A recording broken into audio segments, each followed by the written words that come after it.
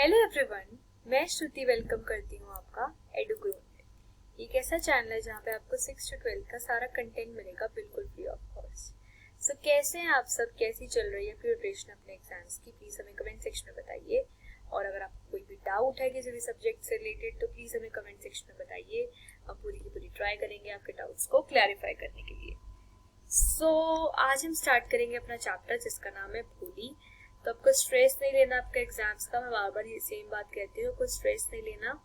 ये सिर्फ और सिर्फ एक पार्ट है लाइफ का जो आएंगे और चले जाएंगे, तो आपको स्ट्रेस नहीं लेना अपने एग्जाम्स का और बने रहना है हमारे चैनल के साथ। और अगर आपको हमारे चैनल से हेल्प मिली तो प्लीज हमारे चैनल को लाइक, शेयर और सब्सक्राइब कर दीजिएगा। आपका एक सब्सक्रिप्शन, एक लाइक हमारे चैनल के लिए बहुत मैटर करता है। और अच्छी डाइट लेनी, एक्सरसाइज करते रहनी है और चैनल के साथ जुड़े रहना है, राइट।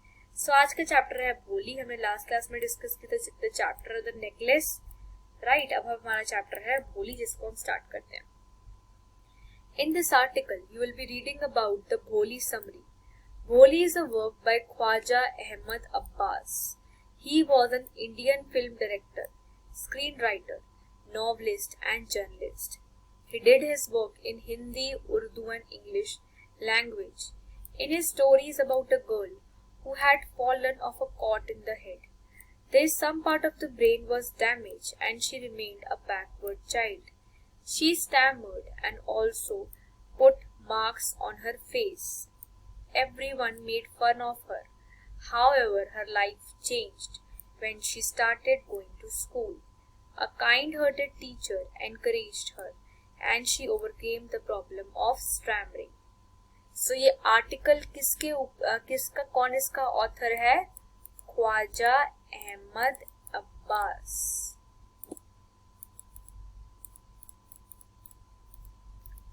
ख्वाजा अहमद अब्बास इसका ऑथर है।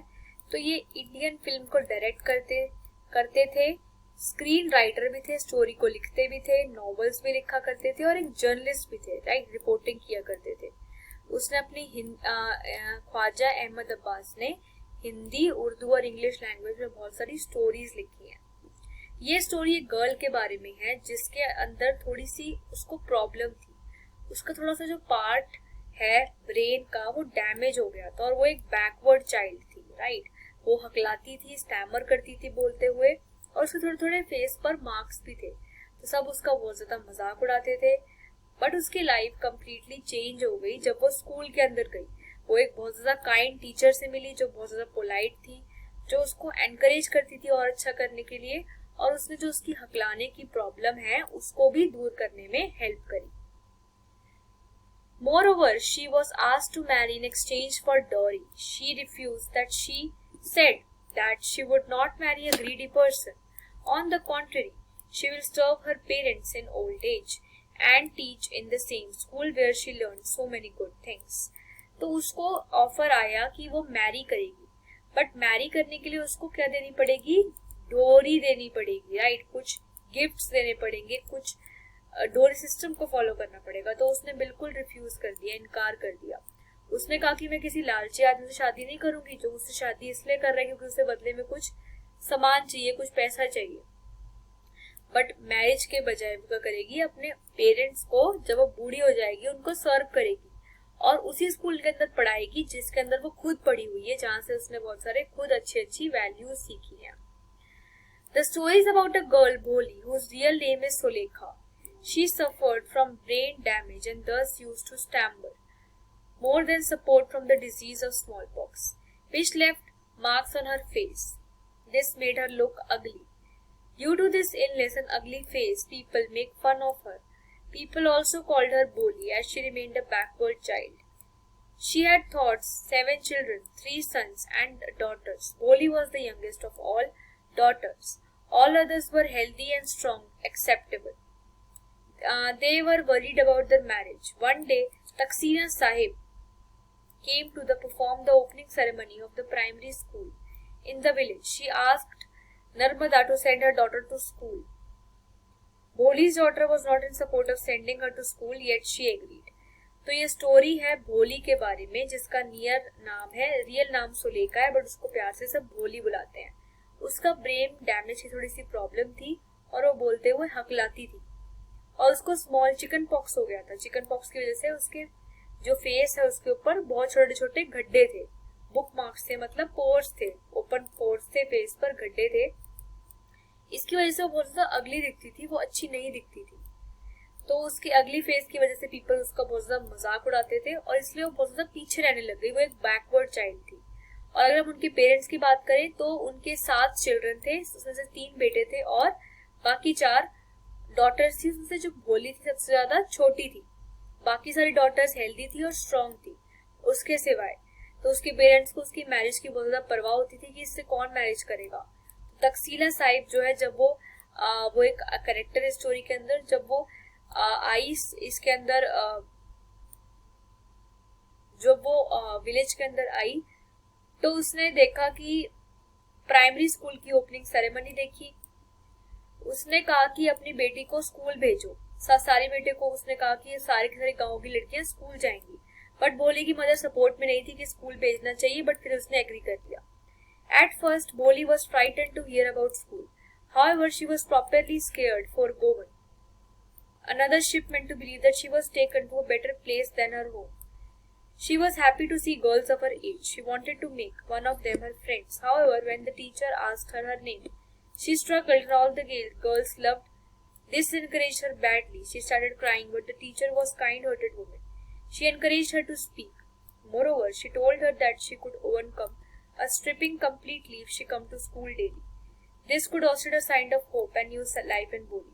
तो पहले तो उसे बहुत डर लगा कि बहुत डरी हुई थी, फ्राइटेंड थी, डरी हुई थी। शी वाज स्केयर्ड कि वो स्कूल जाएगी तो लोग उसका मजाक उड़ाएंगे। बट जो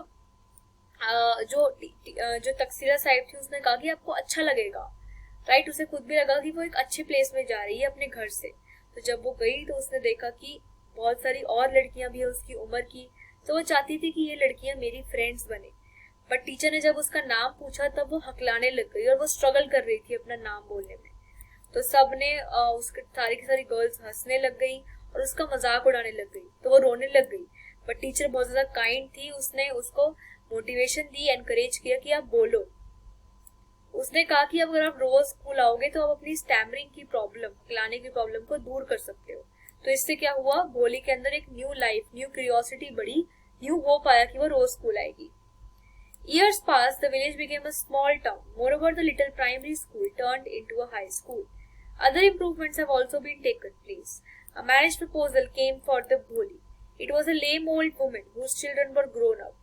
However, Ramlan and his wife agreed as he was well settled.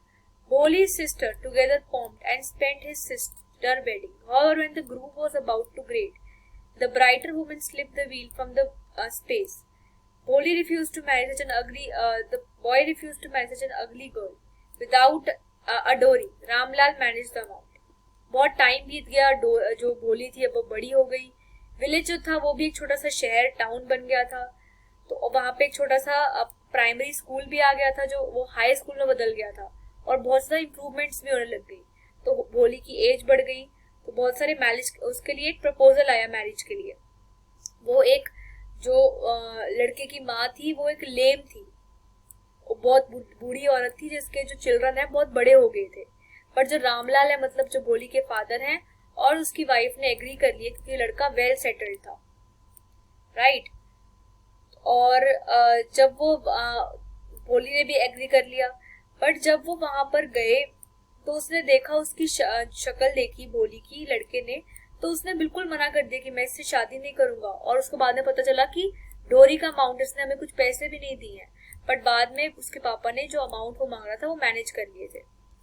Boli refused to marry a greedy person, people titled to speaking with outstanding the blue. Returned back bullet, older father, that she would serve him a mother in an old age. She will teach him in the same school where she learned so many good things. फिर भोली ने मना कर दिया कि मैं इस लालची आदमी से शादी नहीं करूंगी, जो मुझसे शादी इसलिए कर रहा है क्योंकि उसको बदले में पैसा चाहिए। उसने कहा कि मुझे शादी करनी नहीं है, बल्कि मैं अपने पेरेंट्स को ओल्ड एज के अंदर हेल्प करूंगी और उसी सेम स्कूल के अंदर पढ़ाऊंगी जहाँ पे मैंने बहुत सारी गुड थिंग्स सीखी। So, इसका कंक्लूजन क्या है? We learn from the story that proper support and emotional security can lead to child development. अगर एक चाइल्ड वो थोड़ा सा पीछे रह रहा है, उसका माइंड थोड़ा सा स्टेबल नहीं है, वो हकलाता है बोलते हुए या तो उसे कोई और प्रॉब्लम है। बट अगर उसे फैमिली का सपोर्ट अच्छा है, उसके पेरेंट्स का, उसके टीचर्स का, उसके फ्रेंड्स का, तो उससे उसकी चाइल्ड की इमोशनल डेवलपमेंट हो सकती है और चाइल्ड की डेवलपमेंट हो सकती है। तो मैं कभी भी किसी ऐसे आदमी को जो या किसी जो बच्चे को, किसी को भी जिसकी प्रॉब्लम है, उसको डिमोटिवेट नहीं करना चाहिए, उसका मजाक नहीं उड़ाना चाहिए। तो ये था इसकी स्टोरी।